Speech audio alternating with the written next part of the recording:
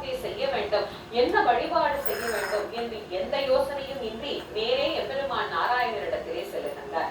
நாராயணரிடத்திலே பெருமானே, பூலோகத்தில் மக்கள் படும் துயரில் இருந்து வெளியே வருவதற்கு ஏதேனும் வழி உள்ளதா என்று கேட்க, அதற்கு எம்பெருமான் நாராயணர் ஒரு வழி சொல்லுகின்றார்.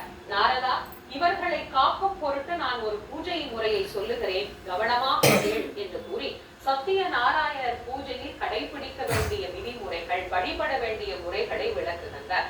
எனக்கு பிடித்தமான நைவேத்திய பொருட்கள் அனைத்தும் வைத்து இந்தந்த மந்திரங்களை சொல்லி இந்த காலங்களில் என்னை வழிபடுவோருக்கு சத்தியமாக நான் எல்லா நலன்களையும் நிறைவேற்றி தருவேன், இதை உலகம் முழுவதும் ஒரு காலம் அறிந்து கொள்ளும் என்று சொல்லி நாராயணர் சத்திய நாராயண பூஜையை விளக்கி முடிக்கின்றார். அதன் பிறகு நாரத மகரிஷி இந்த உலகத்தில் இருக்கின்ற மக்களுக்கெல்லாம் அந்த பூஜை சென்று அடைய வேண்டும் என்று பிரார்த்தனையும் செய்து கொள்கின்றார். இப்படி நாரதர் மூலமாக எம்பெருமானது திருவாயில் இருந்தே நமக்கு கிடைத்த வரலாறு சத்திய நாராயணர் பூஜையினுடைய வரலாறு. எனவே இந்த பூஜையை செய்தால் வாழ்க்கையில் வேண்டிய பலன் எதுவாகிலும் நம்மால் பெற முடியும் என்று சொல்லி முதல் அத்தியாயத்தை சூதகர் சொல்லி நிறைவடைந்தார்.